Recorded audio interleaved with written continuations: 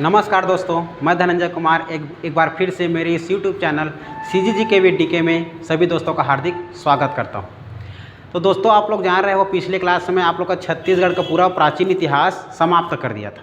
आज हम लोग प्रारंभ करेंगे आप लोगों का छत्तीसगढ़ का मध्यकालीन इतिहास, जो कि हमारा आप लोग का जो प्राचीन इतिहास था, छत्तीसगढ़ के प्राचीन इतिहास में आप लोग का अंतिम शासक बाण वंश में विक्रमादित्य के बारे में बताया था।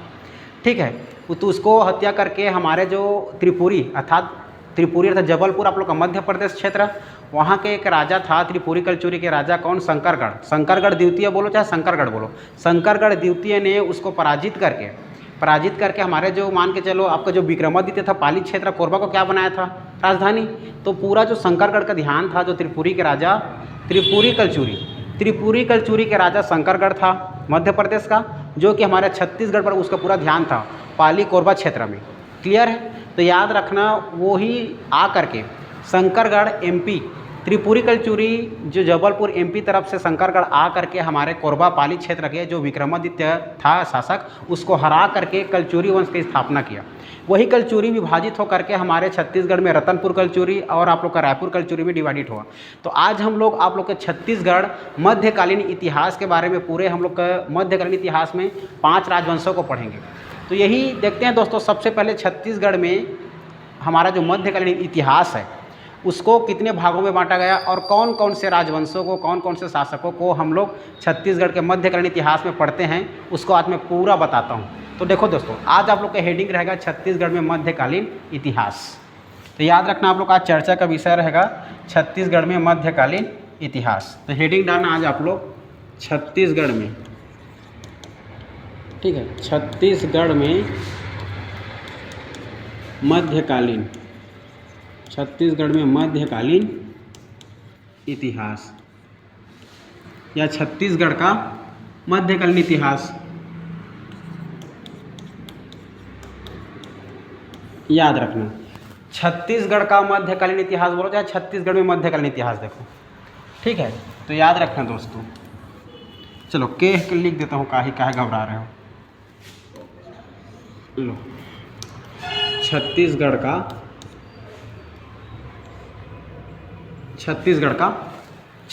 का मध्यकालीन इतिहास। तो जो हमारा छत्तीसगढ़ का मध्यकालीन इतिहास था, यह 5 भागों में विभाजित था।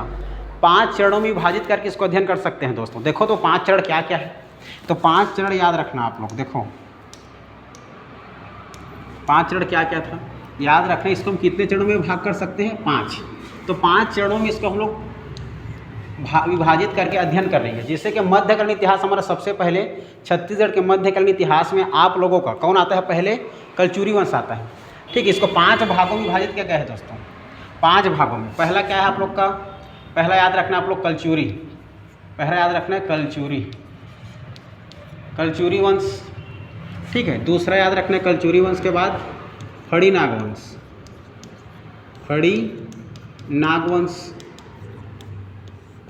नागवंश के बाद तीसरा याद रखना है कांकेर का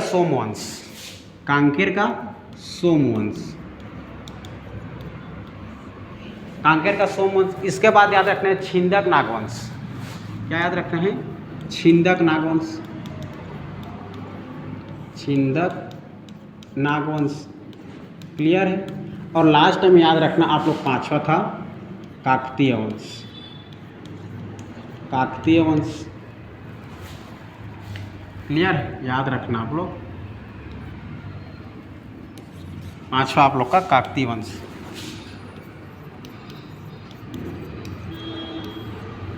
ठीक है, इस प्रकार से 5 राजवंशों में पूरा बटा था हमारा। ठीक है, 5 क्षेत्रों में बटा हुआ था और 5 अलग अलग शासक रहे। तो 5 चरणों में इसको विभाजित करके अध्ययन करेंगे हम लोग हमारे छत्तीसगढ़ के मध्यकालीन इतिहास को। तो देखो, तो याद रखना सबसे पहले क्या याद रखना है आप लोग को? कलचुरी। तो कलचुरी है आप लोग का हमारे रतनपुर और रायपुर कलचुरी में बटा था। तो सबसे पहले हम लोग क्या करेंगे? रतनपुर के कलचुरी। ठीक है, रतनपुर के कलचुरी। इसके बाद याद रखना फड़ी नागवंश। हमारे कवर्धा क्षेत्र को क्या बनाया था? राजधानी। कवर्धा कबीरधाम। याद रखना। सोमवंश हमारा कांकेर के सोमवंश याद रखना, कांकेर के सोमवंश याद रखना। कांकेर के बाद याद रखना आप लोग छिंदक नागवंश हमारा चक्रकोट या भ्रमरकोट, चक्रकोट बोलो चाहे भ्रमरकोट बोलो, आप लोग का इस क्षेत्र को दंतेवाड़ा के नाम जाना जाता है, दंतेवाड़ा, ठीक है। और काकती वंश याद रखना आप लोग बस्तर क्षेत्र।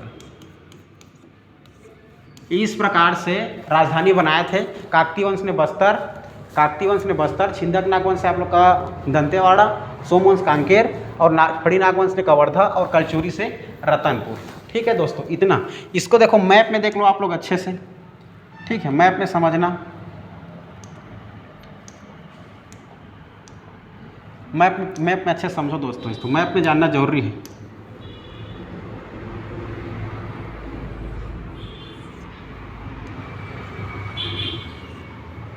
समझ ले हमारा छत्तीसगढ़ का मैप है। तो आप लोग जिला परिदर्शन पढ़ा चुका हूँ, तो मैप में आप सब जानते हो कौन कौन सा जिला कहाँ पर है, कौन कौन सा क्षेत्र कहाँ पर है। तो सबसे पहले जानना है आप लोग को, देखो सबसे पहले क्या जानना है आपको, जानना है ये हमारा बिलासपुर क्षेत्र। कौन सा क्षेत्र? बिलासपुर। तो बिलासपुर में आप लोग क्या है? रतनपुर, ठीक है, रतनपुर। तो रतनपुर में किसने शासन किया है भाई, इसको जानना है। रतनपुर में आप लोग का देख लो कलचुरी, तो कलचुरी, रतनपुर के कलचुरी को पढ़ेंगे, रतनपुर के कलचुरी, क्लियर है, रतनपुर के कलचुरी पढ़ेंगे। रतनपुर के बाद याद रखना है आप लोग को, देखो आप लोग का दूसरा फड़ी नागवंश कवर्धा, यहाँ पर है आप लोग का कवर्धा, याद रखना कवर्धा, क्लियर है, क्या याद रखना है? कवर्धा। तो कवर्धा यहाँ पास है, तो कवर्धा से क्या याद रहे? कवर्धा से आप लोग का फड़ी नागवंश याद रखना है, कवर्धा से क्या याद रखना है? फड़ी नागवंश, कवर्धा से फड़ी नागवंश, फड़ी नागवंश। और आप लोग को देखो तीसरा कांकेर, हमारा कांकेर यहाँ पास है, तो कांकेर याद रखना आप लोग, तीसरा क्या हो जाएगा? कांकेर, ठीक है। इस नीचे में है आप लोग का दंतेवाड़ा, तो यहाँ से आप लोग याद रखना है, क्या याद रखना है? दंतेवाड़ा याद रखना है। दंतेवाड़ा में आप लोग का छिंदक नागवंश, और ये आप लोग का बस्तर क्षेत्र है दोस्तों, क्या क्षेत्र है? बस्तर क्षेत्र, यहाँ याद रखना है बस्तर, बस्तर याद रखना है, ये बस्तर, ठीक है। बस्तर में कौन सा शासन किया, कौन लोग ने शासन किया बस्तर में? बस्तर में देख लो आप लोग का कौन हो गया? काकती वंशों ने शासन किया है। दंतेवाड़ा में छिंदक नागवंश, छिंदक नागवंश, इसको भ्रमण पर बोलते थे, ठीक है। और उसके बाद याद रखना आप लोग का बिलासपुर जो रतनपुर है, रतनपुर के कलचुरी, ठीक है। इसके बाद याद रखना है कांकेर के, क्या? कांकेर में सोमवंश,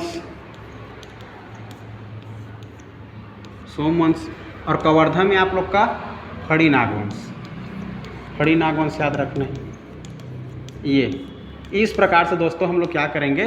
अध्ययन करेंगे, क्लियर है। याद रखना है छत्तीसगढ़ का मैप आप लोग को याद आना चाहिए, तभी तो पूरा समझ में पाओगे, ठीक है। तो चलो अब देखते हैं, इतना हो गया हमारा पूरा 5 क्षेत्र में अर्थात 5 राजवंशों में कहाँ कहाँ पर किया है। यह इतना पूरा मध्यकालीन इतिहास में आता है, जो कि हम लोग जो कांकेर के सोमवंश हैं, क्लियर है, जो कांकेर के क्या है? सोमवंश है। तो ये जो कांकेर का सोमवंश है, इस कांकेर के सोमवंश को हम लोग स्किप करेंगे, क्यों? क्योंकि इन चारों राजवंशों से उनका कोई लेन देन नहीं रहता। बाकी जो कलचुरी हो, चाहे फड़ी नागवंश, छिंदक नागवंश और काकती वंश, ये चारों एक ही समकालीन पर क्या करते थे? शासन करते थे, चारों एक ही समकालीन पर थे, क्लियर है। तो जो कि हमारा जो ये कलचुरी को देखा जाए तो कलचुरी हमारा 1000 से कितना किया था? 1000 से 1741, ठीक है, 1741 क्या किए थे भाई ये लोग? 1041, 1741 तक शासन किए थे, ठीक है, कलचुरी लोग, है ना। जिसमें का हमें याद रखना है कलचुरी को आप लोग अब सब का, तो कलचुरी वंश, फड़ी नागवंश, उसके बाद आप लोग का छिंदक नागवंश और काकती वंश, सभी एक समकालीन थे। सभी का राजवंश अर्थात कौन कौन लोग शासन किए, कौन कौन से शासक आए, सभी शासकों का अर्थात सभी वंशों का क्रम से हमें शासकों का नाम याद करना है। किसका नाम याद करना है? शासकों का। जिसमें का सबसे पहली शासक याद रखना है कलचुरियों का शासकों का नाम याद रखना है, फिर छिंदक नागवंश का, नहीं फड़ी नागवंश का, फड़ी नागवंश के बाद छिंदक नागवंश का, फिर काकती वंश का, ठीक है। तो चलो सबसे पहले हम क्या करते हैं? याद करते हैं दोस्तों, क्लियर है। चलो याद करते चलो। तो पहले हेडिंग डालना आप लोग। पहले हेडिंग क्या डालोगे?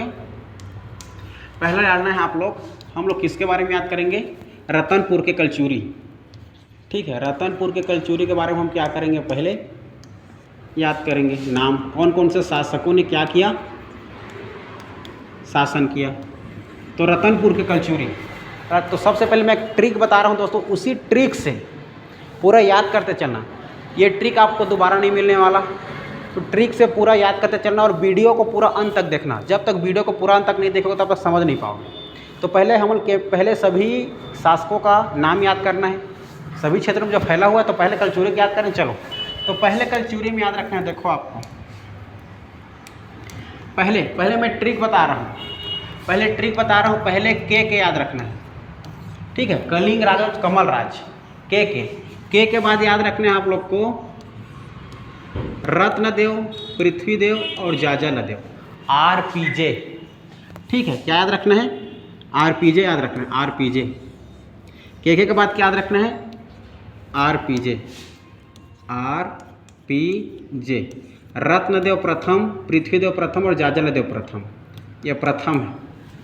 ठीक है, इसके बाद याद आना सेकंड, आरपीजे, ये सेकंड है। रत्नदेव द्वितीय, पृथ्वीदेव द्वितीय और जाजलदेव द्वितीय, सेम आरपीजे और आरपीजे 2। क्लियर? के आरपीजे 1, आरपीजे 2। कलिंग राज, कमल राज, मैं बोल रहा हूँ ना, कलिंग राज, कमल राज, रत्नदेव प्रथम, पृथ्वीदेव प्रथम, जाजलदेव प्रथम, रत्नदेव द्वितीय, पृथ्वीदेव द्वितीय, जाजलदेव द्वितीय। क्लियर है? इसके बाद याद रखना है आप लोग एक व्यक्ति, जगदेव, जे से जगदेव, के बाद याद रखना है आपको ये रत्नदेव तृतीय, याद रखना है, रत्नदेव तृतीय, जगदेव। ठीक है, जगतपाल बोल सकते हो, जगदेव, रत्नदेव तृतीय। इसके बाद याद रखना है 3 साय याद रखना है। क्या याद रखना है? 3 साय याद रखना है, साय। ठीक है, प्रतापमल याद रखें। इसके बाद क्या याद रखोगे? प्रतापमल। ये आप लोग रत्न, जगदेव, रत्न, फिर रत्नदेव तृतीय, फिर एक प्रतापमल याद रखना, पी, प्रतापमल करके, प्रतापमल, पी याद रखना, फिर साय। ठीक है, बीच में प्रताप, इसके बाद रत्नदेव तृतीय के बाद प्रतापमल के बाद 3 साय। ठीक है, 3 साय कौन कौन है देखो। तो 3 साय याद रखना है आप लोग को। पहले बहारेंद्र साय, फिर कल्याण साय, फिर लक्ष्मण साय, BKL। ठीक है, बहारेंद्र साय, कल्याण साय, उसके बाद लक्ष्मण साय। क्लियर है? लक्ष्मण साय याद रहेगा। फिर से बोल रहा हूँ दोस्तों, बहारेंद्र साय, कल्याण साय, लक्ष्मण साय। इसके बाद प्रतापमल के बाद, इसके बाद 3 साय हो गया। 3 साय के बाद आप लोग को 5 सिंह याद रखना है। क्या याद रखना है? 5 सिंह। तो 5 सिंह कौन कौन है देखो तो, 1 2 3 4 5। ठीक है, 5 सिंह याद रखना है। तो 5 सिंह कौन कौन का हो जाएगा उसको याद रखना है। पहला याद रखना है आप लोग को तखत राज सरदार, तखत राज सरदार। फिर उसके बाद तखत राज सरदार के बाद याद रखना है रघुनाथ, फिर मोहन सिंह। तखत सिंह, राज सिंह, सरदार सिंह, रघुनाथ सिंह और मोहन सिंह, ये 5 सिंह याद रखना है। क्लियर है? इस प्रकार टोटल हमें क्या याद रखना है? कलचूरी वंशों का नाम याद रखना है। तो अब मैं दोहरा रहा हूँ दोस्तों, देखो इसका ट्रिक क्या बन गया। अब ट्रिक पूरा लिख रहा हूँ।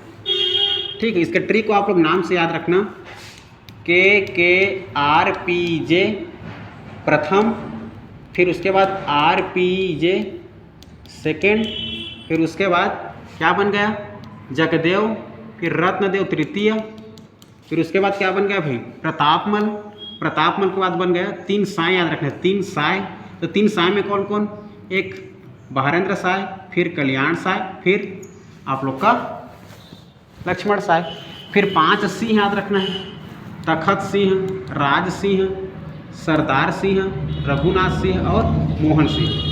ठीक है, याद रखना TRSRM, क्लियर है? इस प्रकार अब सबको मैं ट्रिक से, ट्रिक तो याद हो गया, देखो ट्रिक अब समझ गए, ये स्टेप बाय स्टेप याद करना है। अब इसको मैं नाम से क्रम से लिख दे रहता हूँ, ठीक है दोस्तों। चलो तो क्रम से लिखते चलते हैं, आप लोग भी कॉपी में लिखते चलना और याद करते चलना।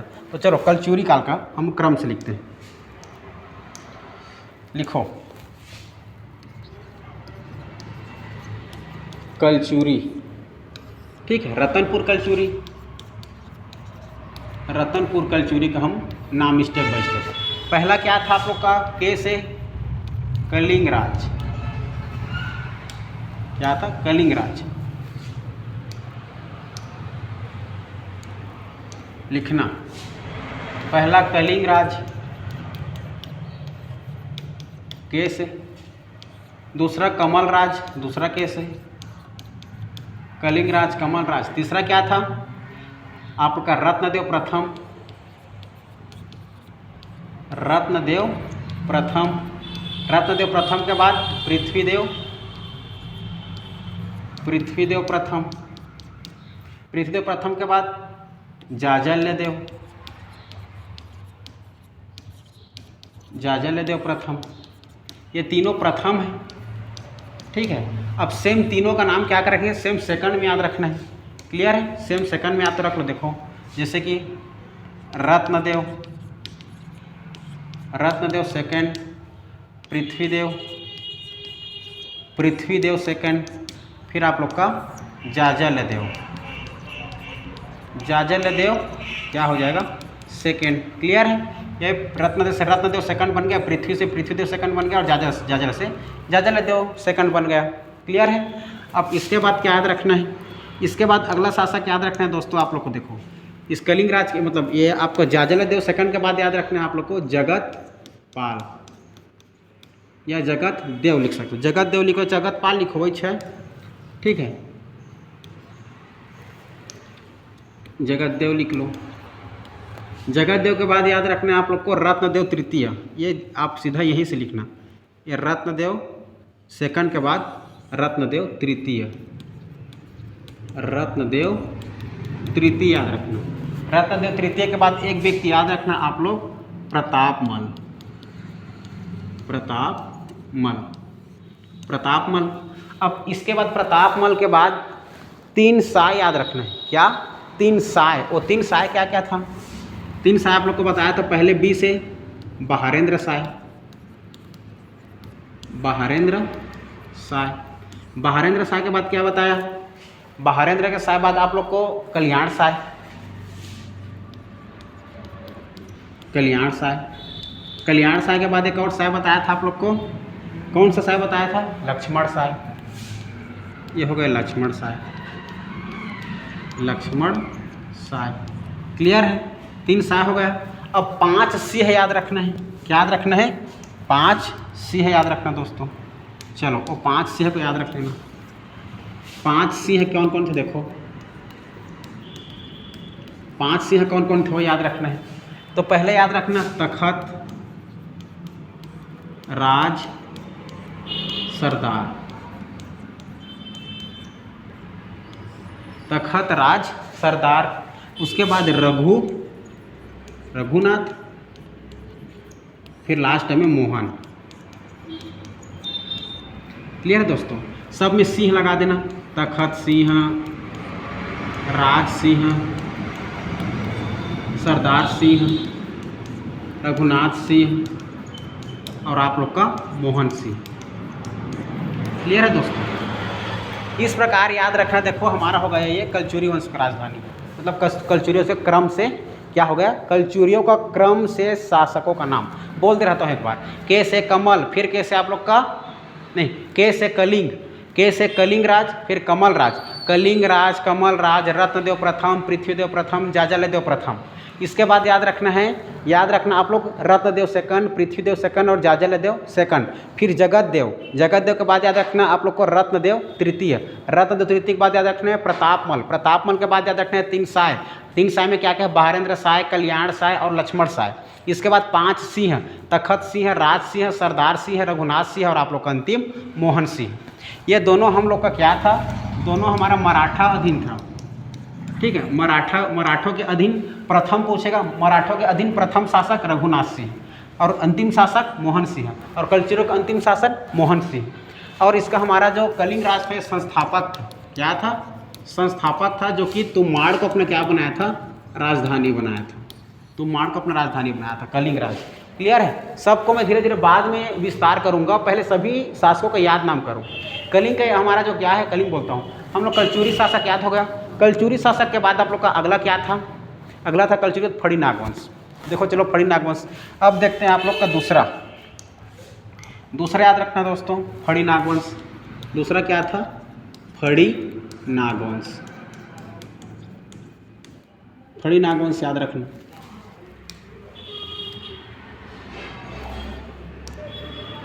ठीक है, फड़ी नागवंश। तो फड़ी नागवंश में कौन कौन से थे इसको जानना है। क्लियर? फड़ी नागवंश में सबसे पहले एक ट्रिक याद रखना, AGRM। तो मैं ट्रिक याद रखवा रहा हूँ दोस्तों। ठीक है, ट्रिक याद रखना आप लोग, AGRM। ठीक है, ट्रिक क्या है? AGRM। हमारे छत्तीसगढ़ में फड़ी नागवंशों ने कौन से क्षेत्र में शासन किया है? कवर्धा क्षेत्र में। तो कवर्धा क्षेत्र में शासन किया है, तो याद रखना इसके आप लोग ट्रिक याद रखना इसके शासन के क्रम से। वो ट्रिक क्या है? AGRM।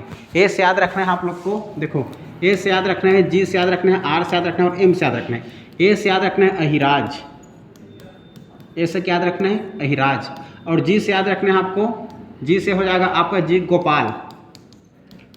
ठीक है, गोपाल देव। उसके बाद आर से याद रखना है आपका रामचंद्र देव, रामचंद्र देव। ठीक है, रामचंद्र देव। रामचंद्र देव के बाद याद रखना है आपको, पांचवा हो जाएगा मोनिंग देव, मोनिंग देव। इस प्रकार से हमारे फड़ी नागवंशों में कौन से क्षेत्र में भाई? कवर्धा क्षेत्र में। ठीक है, कवर्धा क्षेत्र में 4 शासकों ने देखो शासन किया है। AGRM, ए से अहिराज, जी से गोपाल देव, आर से रामचंद्र देव और एम से मोनिंग देव। क्लियर है? फिर से बोल दे रहा हूँ दोस्तों, याद रखना ट्रिक याद रखना, AGRM, ए से अहिराज, जी से गोपाल देव, आर से रामचंद्र देव और उसके बाद याद रखना एम से मोनिंग देव। क्लियर है? चलो अब आप लोग का दूसरा शासक हो गया फड़ी नागवंश। अब फड़ी नागवंश के बाद देखते हैं आप लोग का तीसरा शासक हमारा सोमवंश था, लेकिन उसको हमें नहीं पढ़ना है, हमें समकालीन को पढ़ना है। इसके बाद छिंदक नागवंश याद रखना है। ठीक है, तो चलो, तो छिंदक नागवंश का आपको हमें ट्रिक याद रखना है, इसका छिंदक नागवंश। तीसरा जो शासक था आप लोग का कौन था? छिंदक नागवंश, छिंदक नागवंश। तो छिंदक जो नागवंश था, ठीक है, छिंदक नागवंश का कौन से क्षेत्र में शासन करते थे भाई? बताओ आप लोग। तो याद रखना छिंदक नागवंश से हमारा ये आप लोग का दंतेवाड़ा क्षेत्र। ठीक है, दंतेवाड़ा। तो दंतेवाड़ा याद रखना। दंतेवाड़ा के बाद हम इसको भ्रमरकोट भी बोलते थे, भ्रमरकोट या चक्रकोट, भ्रमरकोट या चक्रकोट। तो इसका अच्छे से आप लोग याद करते चलना, नाम याद करते चलना। चलो नाम, इसका ट्रिक बता दे रहता हूँ। इसका ट्रिक देखो, तो इसका ट्रिक याद रखना एन। ठीक है, एन के बाद याद रखना DMS, याद रखना DMS। एन याद रखना, एन के बाद DMS याद रखना। क्लियर है? क्या याद रखोगे? पहला एन, फिर DMS, एन DMS, RJ नहीं, एन DMS, फिर के साथ J और R के साथ J, लास्ट में H। ठीक है, तो याद रखना पहला एन, फिर DMS, फिर के साथ J याद रखना है, फिर R के साथ J याद रखना है, लास्ट में याद रखना आप लोग H। क्या याद रखोगे? H, लास्ट में H। ठीक है, तो इसका ट्रिक क्या बन गया? इसका ट्रिक बन गया दोस्तों एन DMS, इसके बाद के साथ J, फिर R के साथ J, लास्ट में H। अब क्रम से इसका हमें नाम जानना है। क्लियर है? छिंदक नागवंशों का क्रम से ये नाम जानना है। देखो एन से क्या होता है, देखो एन से याद रखना है आपको नृपति भूषण। क्या याद करना है? नृपति भूषण। ठीक है, नृपति भूषण। एन से याद रखना है नृपति भूषण। डी से याद रखना है, डी से याद रखना है नृपति के बाद क्या हो जाएगा? धारावर्ष, धारावर्ष। नृपति भूषण और धारावर्ष। धारावर्ष के बाद याद रखना है आपको मधुरांतक, एम से याद रखना है मधुरांतक, ठीक है, मधुरांतक, ठीक है। एस से याद रखना है आप लोग को सोमेश्वर देव, सोमेश्वर देव याद रहेगा, सोमेश्वर देव। देखो एन से नृपति भूषण, डी से धारावर्ष, एम से मधुरांतक और एस से सोमेश्वर देव, एन डी एम एस खत्म। अब इसके बाद देखो आप लोग के से याद रखना है दोस्तों आप लोग को कन्हड़ देव, कन्हड़ देव। जे से जय सिंह देव, जय सिंह देव, ठीक है। के से कन्हड़ देव, जे से जय सिंह देव, के से कन्हड़ देव, जे से जय सिंह देव। अब इसके बाद देखो आर जे, आर से जानना है और जे से जानना है। तो आर से क्या हो जाएगा दोस्तों, आर से राजदेव, ठीक है, राज सिंह देव बोल सकते हो, राज सिंह देव, क्लियर है, राज सिंह देव। आर से राज सिंह देव और जय से जगत देव, याद रखना है जगत देव, जगत देव याद रखना है। आर से राज सिंह देव और जे से जगत देव। अब इसके बाद एच बच गया आप लोग का, एच से हो जाएगा हरिश्चंद्र, हरिश्चंद्र याद रखना, हरिश्चंद्र, क्लियर है दोस्तों, हरिश्चंद्र। इस प्रकार से आप लोग का हमारा क्या हो गया, हरिश्चंद्र अंतिम शासक हो गया, ये अंतिम शासक है। और आप लोग का प्रथम शासक नृपति भूषण, नृपति भूषण इसका संस्थापक है। उसके बाद देखो अब याद करा देता हूँ, एन से देखो इसका trick, N D M S, फिर के साथ जे, फिर आर के साथ जे, लास्ट में एच, याद रखना। एन से नृपति भूषण, डी से धारावर्ष, एम से मधुरांतक, एस से सोमेश्वर देव, के से कन्हड़ देव, जे से जय सिंह देव, आर से आप लोग का राज सिंह देव, जे से आप लोग का जगत देव, फिर आप लोग का एच से हरिश्चंद्र, क्लियर है। इतना हो गया दोस्तों, ये हमारा छिंदक नागवंश के बारे में। अब छिंदक नागवंश के बाद आते हैं आप लोग का काकतीय वंश, जो बस्तर क्षेत्र में क्या क्या थे, शासन किए थे। तो अब आते हैं अगला काकतीय वंश।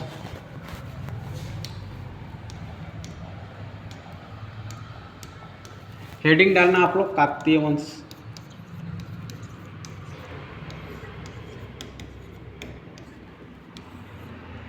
क्लियर है। अब देखो काकतीय वंश, तो काकतीय वंश में कितने शासन हुए, मतलब कितने शासक हुए इसको जानना है, और कौन कौन से शासन किया हमारे बस्तर क्षेत्र में इसको जानना है, ठीक है। बता रहा हूँ बार बार, कलचुरी, छिंदक नागवंश, काकतीय वंश, आपका जो सोमवंश है ना, ये सभी हमारे एक साथ क्या था आप लोगों का, समकालीन था। एक दूसरे पर उत्तराधिकारी के लिए लड़ते झगड़ते रहते थे और एक दूसरे का अभियान के लिए निकलते रहते थे, ठीक है, और सेल्फ हेल्प सहायता मदद भी करते थे, तो इसलिए समकालीन याद रखना। चलो इतना याद रखना दोस्तों आप लोगों का, ठीक है। अब काकतीय वंश के बारे में ट्रिक याद रखना है। तो देखो काकतीय वंश के बारे में ट्रिक क्या क्या है, सबसे पहले बताता हूँ, ट्रिक याद रखना। चलो देखो, तो इसका ट्रिक याद रखना आप लोग, ट्रिक,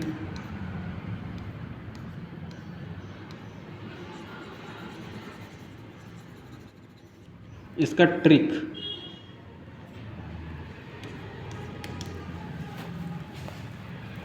तो काकतीय वंश के ट्रिक याद रखना है। सबसे पहले ए पी, पहले क्या याद रखना है, ए पी, ठीक है।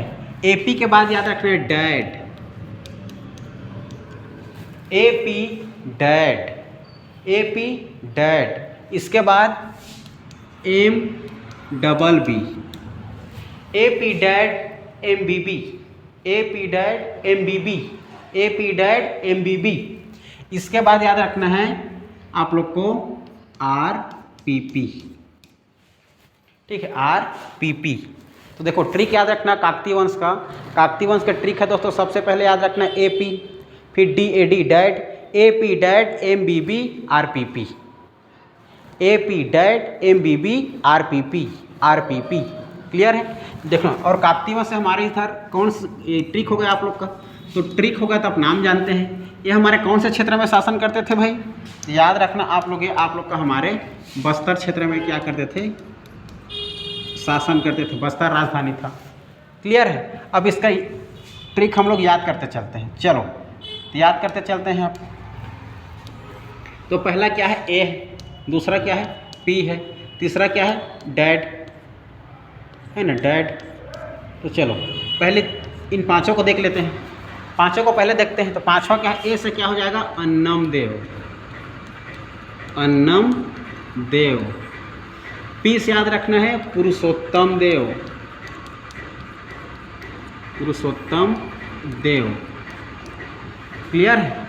अन्नम देव, पुरुषोत्तम देव। फिर इसके तीन बेटे, ठीक है। तीन बेटे कौन कौन है देखो तो, ये तीन बेटे याद रखना, तीन बेटे। तो प्रथम बेटा याद रखना डी से दलपत देव, दलपत देव, दलपत देव। फिर ए से याद रखना है अजमेर सिंह, अजमेर सिंह, अजमेर सिंह याद रखना है, अजमेर सिंह। अजमेर सिंह के बाद ए से याद रखना है आप लोग को, मतलब डी से दरिया देव। ठीक, क्या याद रखना है, दरिया देव। डी से याद रखना है दरिया देव। क्लियर है दोस्तों। ए पी डैड, ए से अन्नम देव, पी से पुरुषोत्तम देव, डी से दलपत देव, ए से अजमेर सिंह, फिर डी से दरिया देव। क्लियर है। इस प्रकार हो गया आप लोग का हमारा ए पी डैड से। अब देखते हैं आप लोगों का हम लोग एम बी बी से देखते हैं, एम बी बी। चलो देखो एम बी बी से देखो। तो एम बी बी में याद रखना है आप लोग को, एम से याद रखना है महिपाल, महिपाल, भूपाल, भैरम। ठीक है। Mahipal, Bhupal, Bhairam, M B B. Mahipal, Bhupal, Bhairam, Mahipal, Bhupal, Bhairam. 4 बार बोलोगे मन में सब याद हो जाएगा। महिपाल, भूपाल, भैरम। इसमें देव लगा देना है, महिपाल देव, भूपाल देव, भैरम देव। ठीक है। महिपाल देव, भूपाल देव, भैरम देव। ठीक है। अब इसके बाद आप लोग का क्या बच गया, आरपीपी। चलो तो आरपीपी से याद रखो दोस्तों। आप लोग कैसे याद रखोगे, आरपीपी से। आरपीपी में कौन कौन है देखो। आरपीपी से याद रखना है रुद्र प्रताप, रुद्र प्रताप सिंह देव, रुद्र प्रताप सिंह देव। ठीक है, रुद्र प्रताप सिंह देव। पी से एक महिला शासिका याद रखना है, प्रफुल्ल कुमारी, प्रफुल्ल कुमारी सिंह देव, प्रफुल्ल कुमारी देवी बोल सकते हो। ठीक। आर से रुद्र प्रताप देव है ना, रुद्र प्रताप सिंह देव। फिर आप लोग का पी से प्रफुल्ल कुमारी देवी शासिका थी, एक महिला शासिका थी इधर आप काकतीय वंश में। फिर पी से याद रखना है आप लोग को प्रवीण, प्रवीण चंद्र भंसदेव। ये प्रवीण चंद्र भंसदेव। क्लियर है दोस्तों। इस प्रकार से आप लोग का काकतीय वंश हो गया। क्लियर है, काकतीय वंश भी खत्म। तो याद रखना, काकतीय वंश को मैं दोहरा देता हूँ।